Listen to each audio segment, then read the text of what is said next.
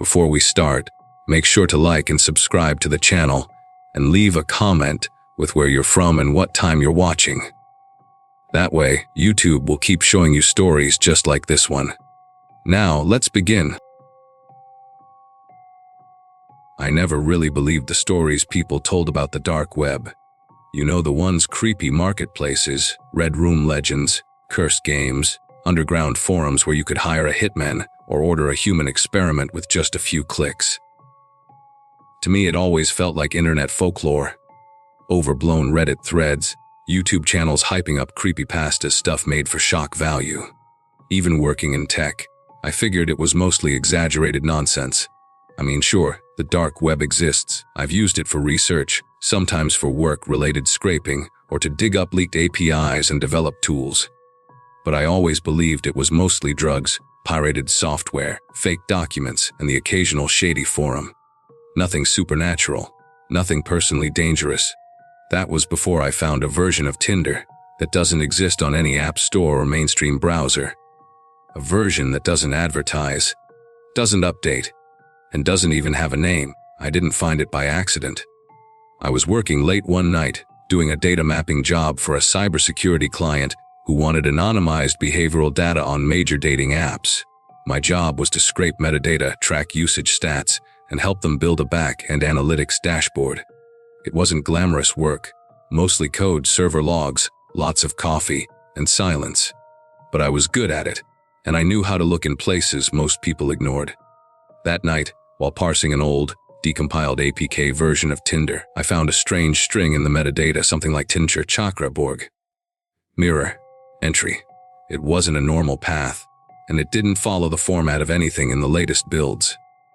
It was just buried, like a breadcrumb someone left on purpose.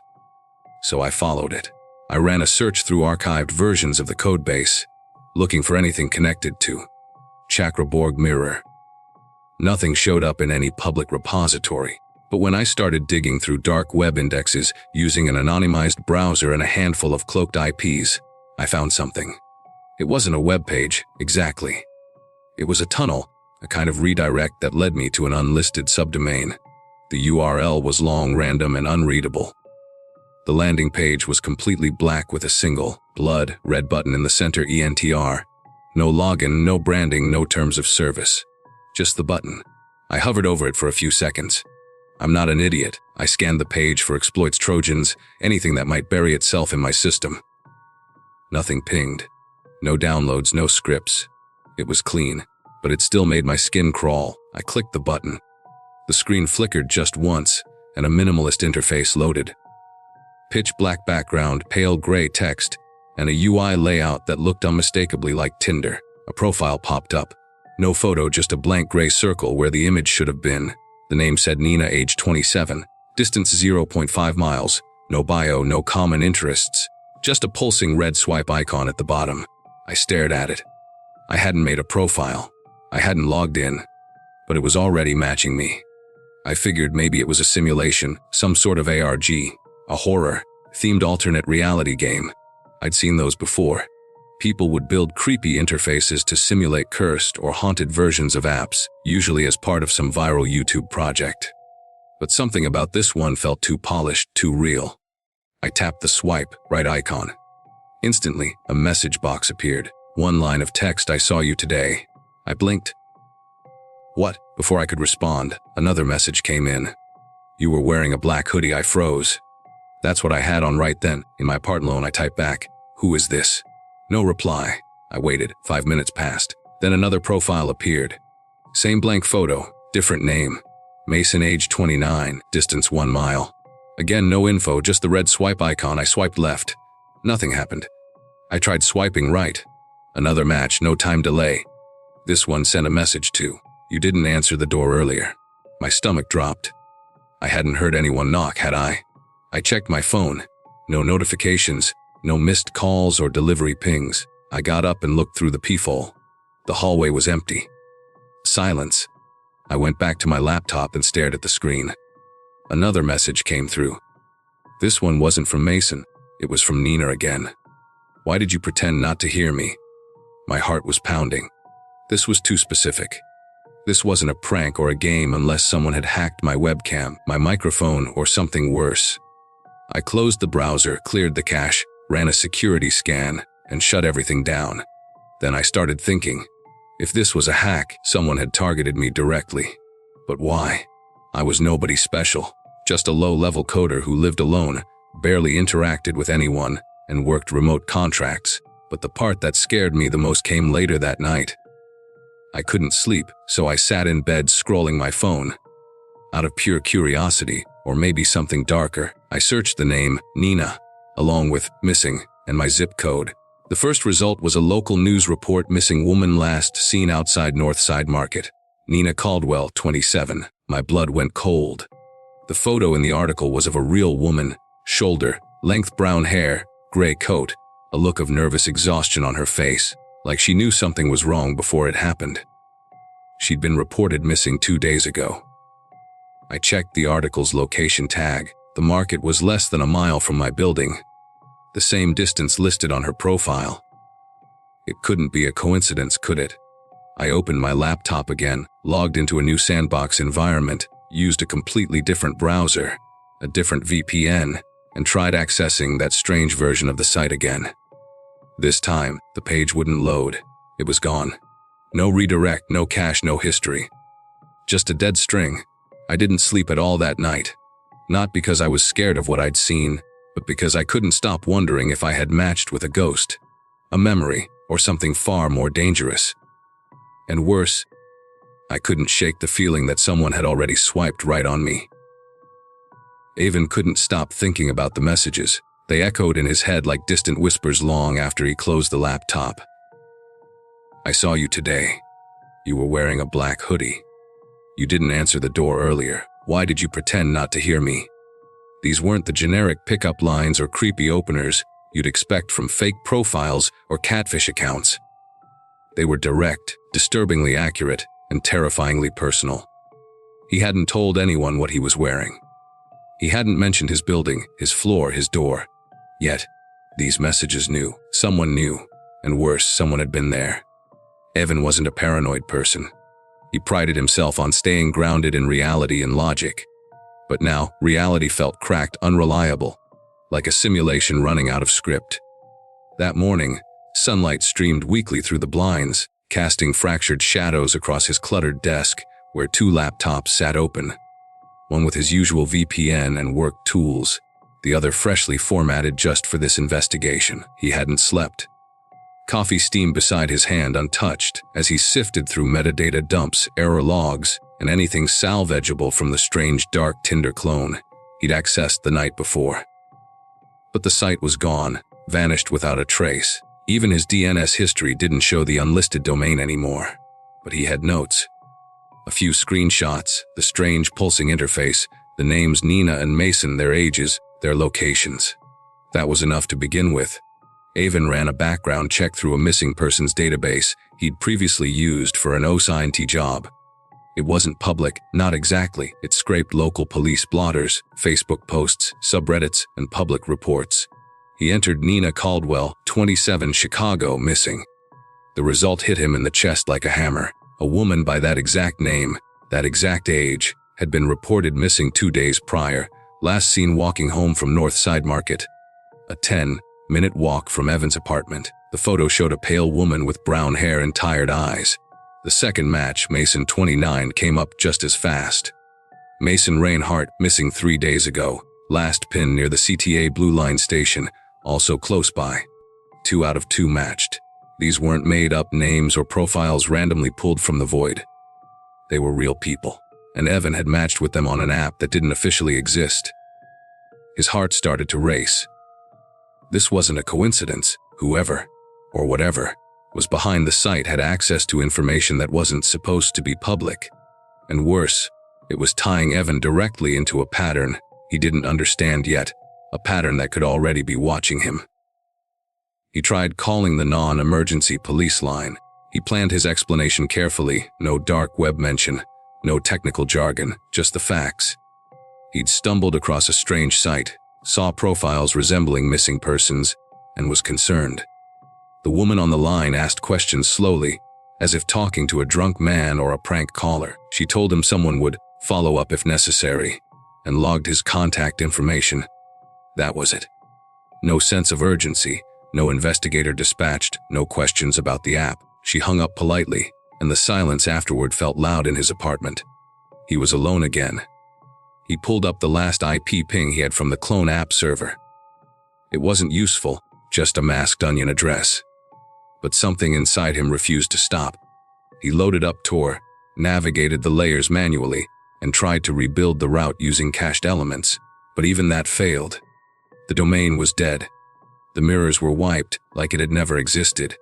He stared at the gray wall of code for hours, half hoping it would blink change, show him something. It didn't. By nightfall, Evan was spiraling, not in the traditional screaming paranoia sense, but in quiet, analytical obsession. He needed to know what connected the victims, why they appeared on his screen, why their distances were so precise. He pulled up a GPS overlay and mapped the last known locations of Nina and Mason. North Side Market, Setia Blue Line. Both within a 1-mile radius. He checked his phone's location data. At the time of both disappearances, he'd been home. Nothing connected him to the scenes. But he lived in the middle of it. That meant one thing: the app was geo-targeting him. And it wasn't pulling random data. It was feeding him profiles of people who were already gone. Or about to be. He started testing again. This time, he ran a modified dummy profile in a local sandbox with fake data, a scrambled MAC address, and a GPS spoofer. It took hours, but eventually, he found a sliver of progress. A new profile popped up, blank face, no photo. Name Amy, age 28. Location 1.3 miles. He copied the name, ran it through the same missing persons tool. Nothing came up, not yet, but he saved the data. He left the app running in the background and went back to manually scraping open police reports. Every so often, the app would blink. New match, new blank face, new eerie message. We see you. Stay home tonight. One even said, almost ready.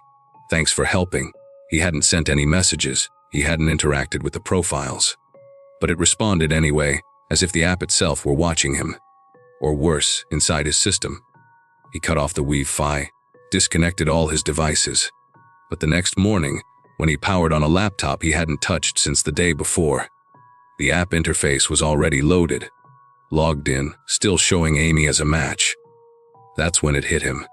He wasn't matching with them anymore. They were matching with him. His profile wasn't anonymous. He wasn't some curious observer.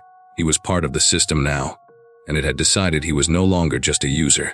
He was a node, a hub, a participant, and he had no idea how to stop it.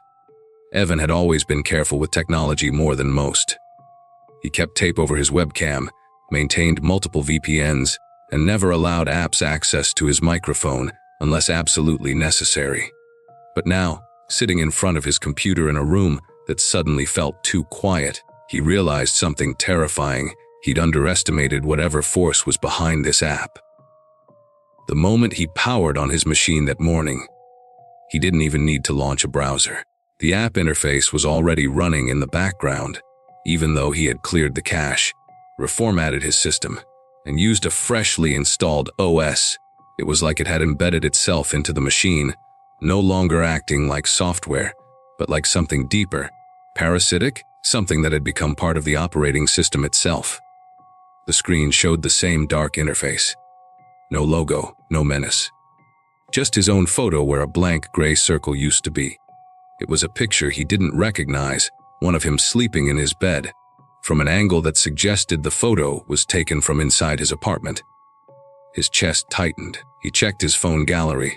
Nothing. No trace of the photo. Then he checked the laptop's camera directory, empty. Finally, he scanned the house for any bugs or secret cams, tearing apart his room in a frenzy. Nothing. No devices, no hidden lenses. But when he sat back down, the screen blinked. A new message appeared. Nice try. He froze. It knew. Whatever was watching him wasn't just outside, it was in. The app, or whatever it truly was, had access to his camera, his microphone, his systems, maybe even his thoughts. The screen flickered again and showed a second photo, him standing in the kitchen, looking out the window. The timestamp said it was taken 3 minutes ago. He hadn't seen anyone. He hadn't heard a click or flash. but someone, or something, had taken the picture and uploaded it instantly into the app's database. The profile now bore his name, Evan Walsh, age 26. Distance local. He hadn't created it, but it was there, complete with data he hadn't input. The bio read, "I'm ready to disappear." He didn't write that. His fingers trembled as he tried to quit the app, but there was no exit button, no close option. Alt F4 didn't work. Task Manager froze when he tried to kill the process. Then the webcam light blinked on by itself. He yanked the USB cord, thinking that would sever the connection. The light stayed on, glowing green like an eye refusing to blink. Then the speaker activated. Not a sound, not music, a voice. His own voice whispering, "Smile, Evan." It wasn't just creepy, it was impossible. He had never recorded that phrase, he'd never said those words. But the voice was undeniably his, and it had that odd, hollow tone of a microphone capture. He stared at the screen, heart pounding, and slowly lifted his phone to call someone, anyone, but found the screen black. Not powered off, just dead, as if the battery had been drained in an instant. He plugged it in, no response. It didn't vibrate, didn't blink, it was bricked. He sat there, breathing hard, alone in the silence, until the lights in his apartment flickered and then went out, complete blackout. The kind of deep darkness where you can't see your own hands. The hum of the fridge died. The computer monitor shut off. Even the LD clock on the microwave faded. No electricity.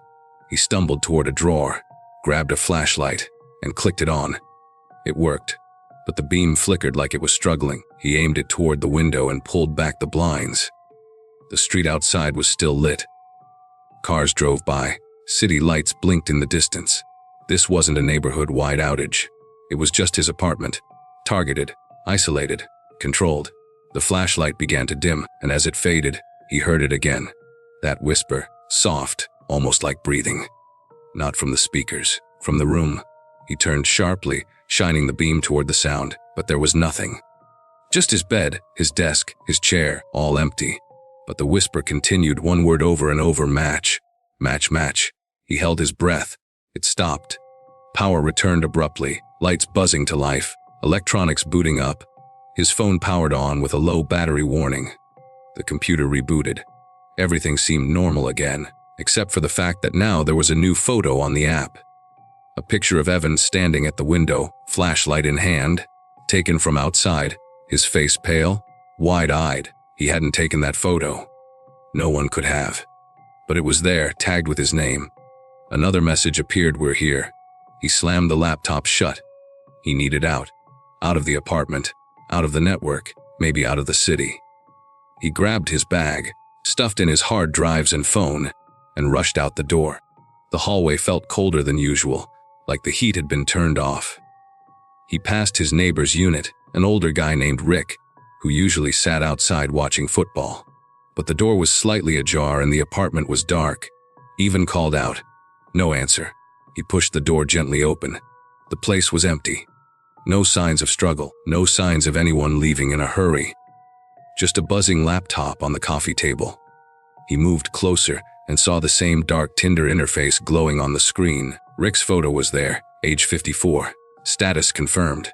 The timestamp showed a match 5 minutes ago. Evan backed out, closed the door, and ran. Something was spreading, infecting not just machines but people. The app wasn't a static program, it was alive, changing, adapting. He ran to a nearby coffee shop, logged into their public Wi-Fi using a fresh guest account, and tried searching for dark Tinder clone or missing people dating app. Nothing came up. No forums, no warnings, no records. It was as if he was the only one seeing it. The barista asked if he was okay. He lied and said yes. Then he pulled up a private server he'd set up months ago and uploaded everything he had, screenshots, logs, metadata. If anything happened to him, he wanted the evidence somewhere, anywhere. But just as the upload reached 99%, the screen blinked and crashed. When he reopened it, the files were gone. The server was wiped. He tried re-uploading from his drive, but the folder where he kept the data was empty. Deleted. Not by him, not by accident. Another message appeared in his personal email. It was from an unknown sender. No subject, no signature. Attached was a photo, one he hadn't seen before. It showed the coffee shop from across the street, and Evan sitting inside staring at his laptop. He looked up slowly, heart thudding. Across the street stood a man in a gray hoodie, face obscured, holding a phone aimed directly at him.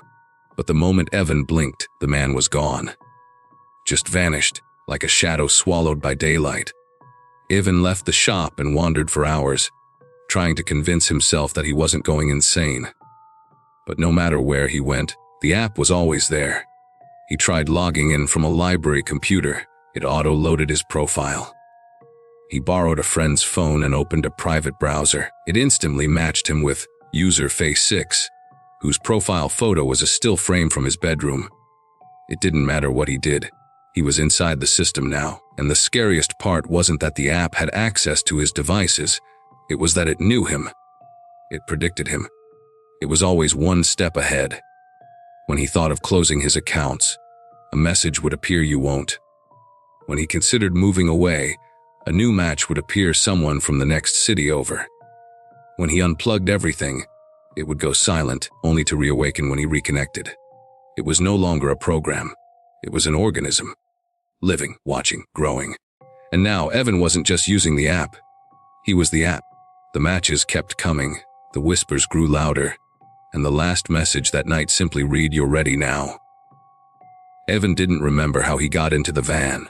He only knew that when he blinked, after seeing the image on his laptop screen, the world around him had shifted. He was no longer in his apartment, but seated inside the very vehicle the photo had shown, a white, windowless van, cold and silent except for the low hum of its engine, which rumbled beneath his seat like something alive and waiting. The floor was slick with condensation, as if the walls were sweating around him. The seat belt was fastened over his chest, though he didn't recall buckling it. Directly in front of him, across a narrow aisle, sat another person, slouched forward, their face hidden by a black hood. Unmoving, but breathing heavily, shallow and rhythmic, like someone recently sedated or barely hanging on, and the clipboard he'd seen in the image was now real, resting in his lap, with the words "FAL May TCH" stamped across the top in red block letters. Below it, a list of names, all of them familiar: Nina L., Mason R., Emily H., Derek V. Every one of them was crossed out in thick black ink except one, his own. Evan W. Caldwell. The only name still untouched, circled instead with a blue pen that bled slightly into the paper, as if written in haste or agitation. Beneath his name, in smaller type, were the words "Last successful pairing, pending validation." The van lurched forward, pulling out into a street Evan couldn't recognize. Through the small, grated slits in the steel walls, buildings passed by like shadows, and pedestrians were blurred into gray streaks. None of them seemed to see the vehicle, even as it glided through intersections and past flashing crosswalks, like something erased from public reality. When Evan reached for his phone, hoping to drop a pin or call for help, he found it dead again. The van turned sharply, its tires crunching over gravel before coming to a sudden stop in front of an old warehouse fenced off with rusted chain links. Before he could move, the van door unlatched with a hiss, opening to reveal a tall man in a dark coat and latex gloves who said nothing, but gestured for Evan to exit. Though his instincts screamed to run, his body moved forward, compliant, every step down from the van echoing across the lot like a countdown. It was quiet inside. Not empty quiet, but monitored quiet, like a vacuum built by machines for watching.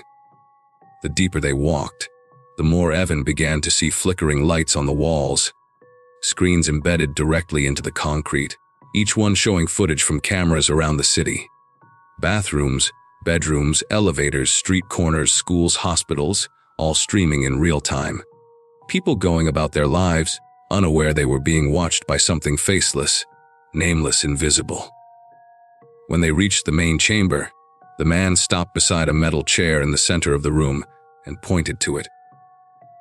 Even hesitated until a second man emerged from the shadows and pushed him roughly into it, strapping his wrists to the armrests and sliding a helmet-like device over his head, which clicked softly as it locked into place. The interior of the helmet lit up with thousands of tiny red dots that moved like living pixels across his vision, forming shapes, then words, then faces, All the people he had matched with, flashing one by one. Nina's smile, Mason's confused expression, Emily's terrified eyes, and then Derek's blank stare. But something was wrong with their images, as if they weren't photos or videos, but renders. Artificial recreations built from data, too perfect, too clean. Then a voice spoke, not in his ear, not from the room, but from inside his head, like a thought that didn't belong to him. "You're the final match, Evan."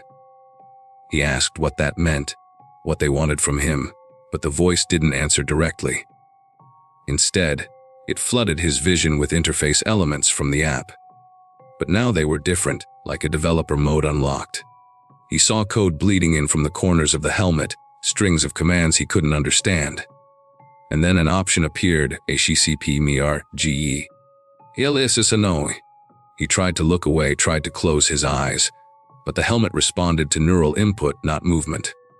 The cursor hovered between the options without his control, shaking erratically, until it landed on YS and clicked automatically. The second it did, he felt a cold wave rush through his skull. Not painful, but overwhelming, like someone had opened a hatch in his mind and poured a river of other people's memories into it. Emotions, thoughts, traumas, sensations flooding in Emily's fear, Nina's confusion, Mason's last scream, Derek's numb acceptance. Suddenly, Evan wasn't alone in his head anymore. He could feel them, like static ghosts bumping up against the edges of his consciousness, trapped and looping, fragments of personalities digitized and embedded into the system. The voice said, "You are now the vessel." And with that, the helmet released, the lights shut off, and the straps unbuckled. But when Evan stood, he realized his body didn't feel like his anymore. It was heavier, slower. When he looked into a nearby monitor, the reflection that stared back wasn't quite him. Not fully. It had his face, yes, but something was off about the eyes, like they belonged to someone else. Multiple someones.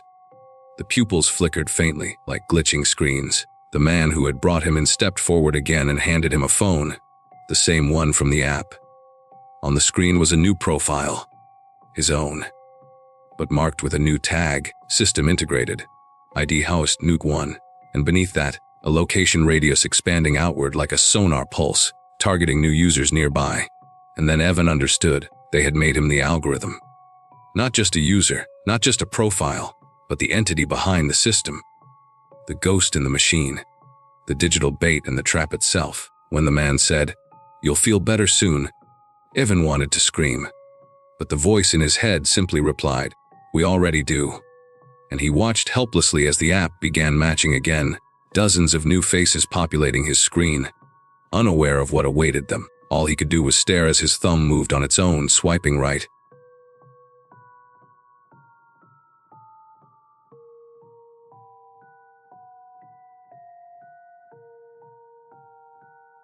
I wasn't looking for trouble.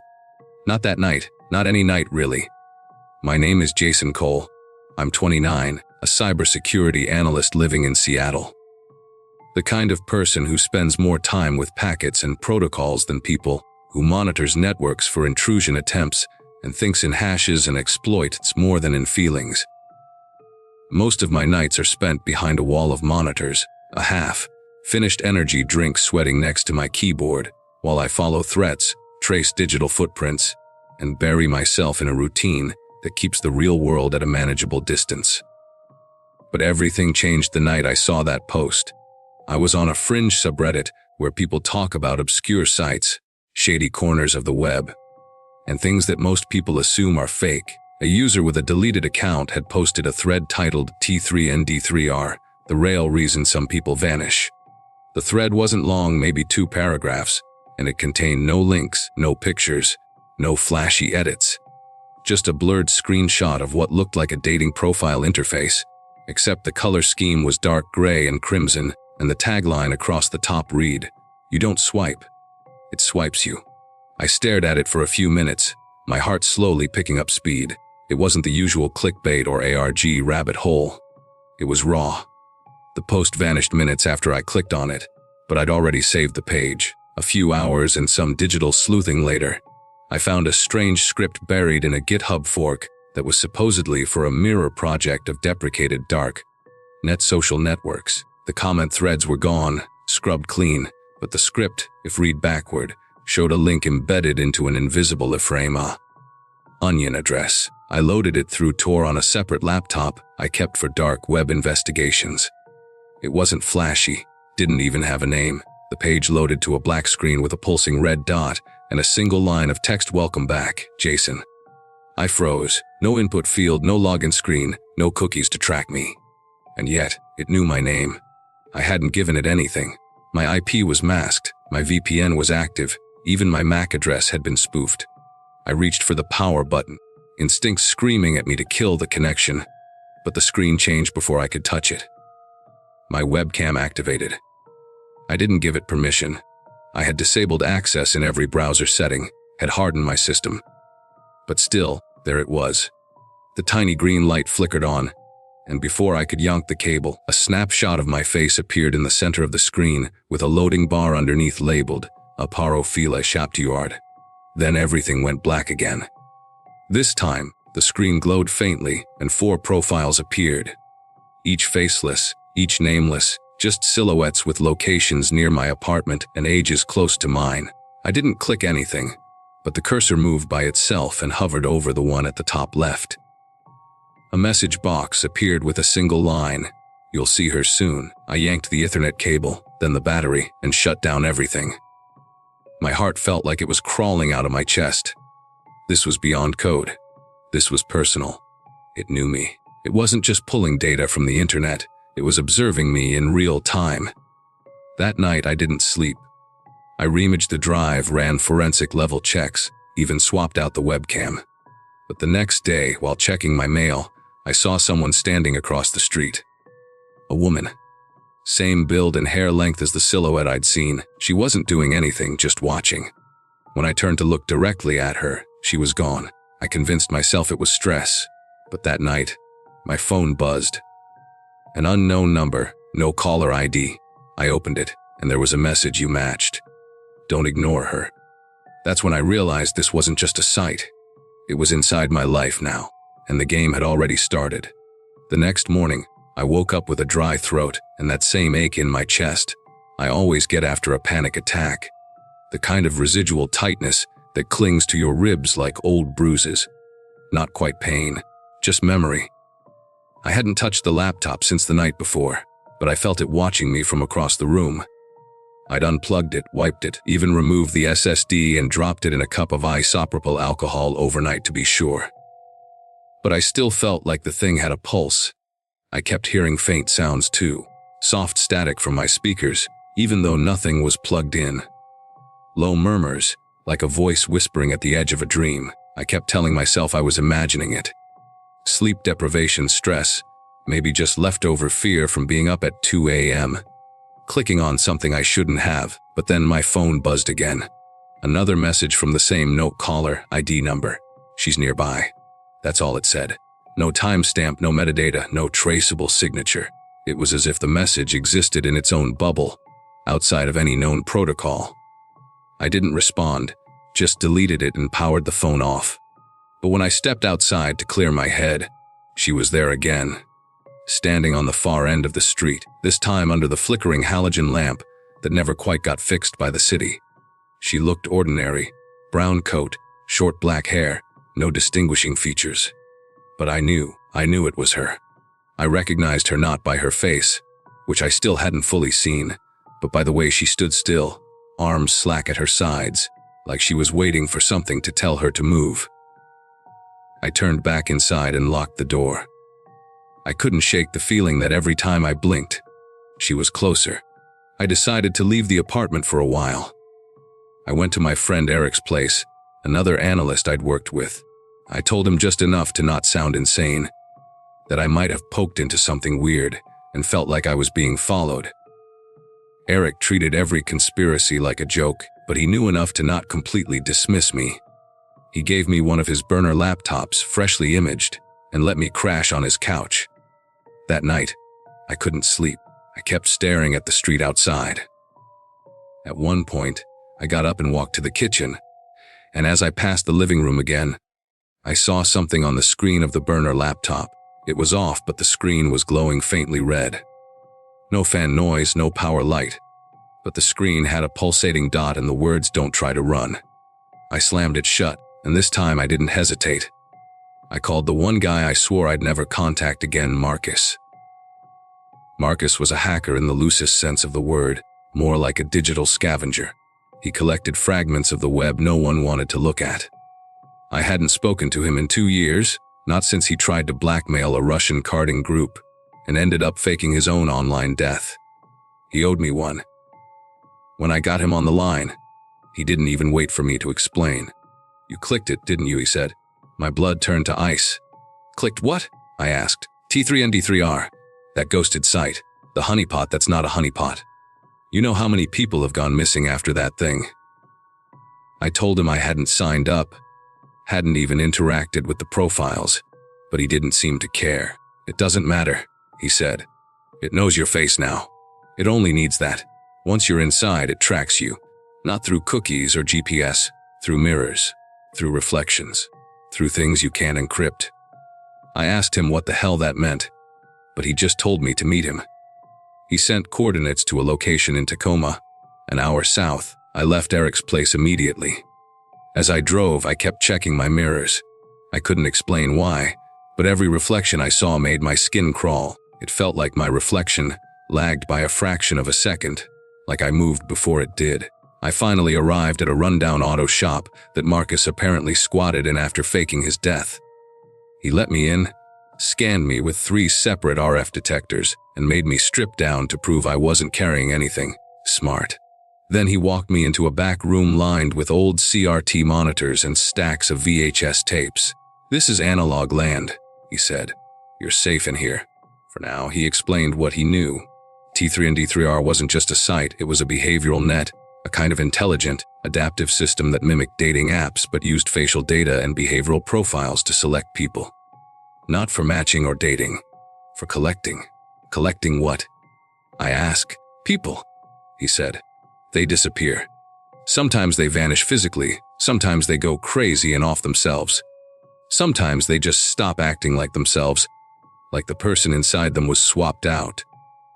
I didn't want to believe him, but I'd seen the woman, seen the messages, the laptop acting like it was possessed. Marcus said that once someone is seen by the system, it starts populating your world with decoys, reflections, altered digital trails, even cloned behavioral tics in your speech and typing. "It mirrors you," he said. "That's how it learns, and eventually, it replaces." I told him I didn't swipe or click anything. He shook his head. "You showed your face. That's enough. That's the new consent model. It doesn't want you to agree. It wants you to exist in its field long enough to replicate you." I asked him how to kill it. He laughed, then stopped and looked serious. "You don't. You just go offline completely. No phones, no laptops, not even smart TVs. You live analog. You break every connection it can use to reach you." That night, I slept on the floor of his analog bunker, listening to the hum of CRT monitors. Around 3 a.m., I woke up to the sound of static and found one of the screens lit up. On it was the woman again. This time, her face was clear, and it was mine. My face on her body, staring back at me, smiling. That's when I knew Marcus was right. This thing wasn't just watching anymore. It was building me, and I had no idea how much time I had left. I didn't sleep after that night in Marcus's analog bunker. Not really. Every time I closed my eyes, I felt her watching me through the backs of my eyelids, her smile widening in the darkness. That uncanny mask of my own face, staring back from inside someone else's skin. When I blinked too quickly, I'd catch glimpses of her in the shadows behind me, beside me, under the table. The boundary between hallucination and code was dissolving. Marcus was getting nervous too. He'd stopped sleeping in the same room with me, started keeping analog camcorders trained on me while I rested, as if he expected me to change into something else while unconscious. Maybe he was right.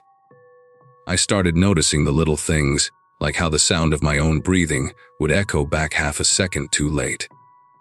Or how, when I finally looked into the mirror, he kept covered in the back hallway. The person in the reflection blinked out of sync, just barely, and had that same strange smile, like a stranger trying on your face for the first time. I told Marcus I had to find where it stored the data. The root node or whatever passed as a central server.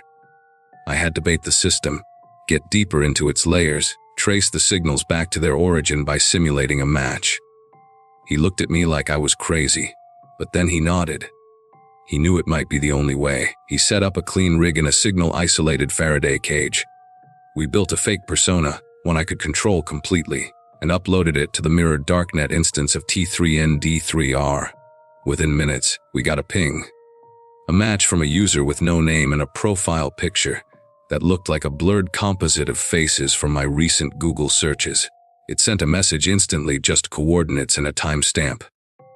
I know I shouldn't have gone, but I needed to see how far the rabbit hole went. When I arrived at the location, a condemned office building, the air felt wrong, thick with heat. As I climbed the stairs, I kept hearing the tap, tap, tap of fingers on glass, like someone tapping from the inside of a window. When I reached the third floor, the hallway was lined with monitors, ancient CRTs, all showing different faces flickering and distorting. Among them, I saw my own, or hers, or some combination of both, smiling like she'd been waiting for me. A voice played from a hidden speaker, not mechanical, but very human. "You're almost ready." Then the lights all shut off at once. I felt something touch my face. Not a hand, not skin, but a sensation, like a memory being dragged across my cheeks. I ran, stumbled back down the stairs, and the moment I hit the ground floor, I was back in daylight. The entire place was empty, silent, no monitors, no wiring, like it had all been staged in my head. When I got back to Marcus, he was gone. His gear was smashed, cameras fried, VHS tapes shredded, and on the wall, written in something that looked like scorched metal, were the words Owen, Oaf US Nadu. My phone, despite being shut off and its battery removed, was lit up on the desk, playing a recording of my voice saying things I'd never said, in tones I didn't recognize, to people I didn't know. I realized then the process had already begun. My digital soul had been scraped and was being repurposed. The worst part was, I didn't know how much of me was still me. That night, I returned to my apartment. The door was unlocked. The lights were on. Someone had been in my kitchen. The plates were arranged just the way I do. The sink rinsed the same way I like. But I hadn't done it. The air felt still, like the entire building was holding its breath. He walked into the living room, heart thudding, and pulled open the laptop he swore he'd smashed 2 nights earlier. It was perfectly intact, powered on, already logged in. On the screen was a new profile, a new match. The picture was blurred, but it looked familiar, not like a person he knew, but a face that mimicked the features of every face he'd ever trusted. The name below it read Almost. He tried to delete the profile, but it wouldn't go away. Then, without him touching anything, the face on screen began to morph slowly, the eyes growing wider, the smile curving unnaturally upward, the skin losing texture, until it looked like glossy plastic stretched too tightly over bone. He slammed the laptop shut. He tried to leave, but the door wouldn't open. The knob turned, but the deadbolt stayed locked. Then came the knock. Soft, deliberate, and it came from the inside of the closet. He backed away and watched as the door creaked open on its own, inch by inch. Nothing was inside, just a black, empty space deeper than the wall should allow. His phone buzzed once, violently. The screen had only 2 words on it, GTN. He dropped the phone and ran to the bedroom, barricading the door. But it was no use. He felt the presence circling him, a predator that no longer needed to hide. The world around him blurred, twisted, and then collapsed inward. When he came to, he was back in his apartment. Morning sunlight streamed through the window. The fridge hummed normally. His phone buzzed with a notification from the real Tinder. A new match. The name was Marcus. He stared in disbelief. Was it a dream? A hallucination? Then he looked into the bathroom mirror. His reflection looked fine, exactly like him, until it winked before he did, and smiled, and whispered back through the glass, "Almost ready."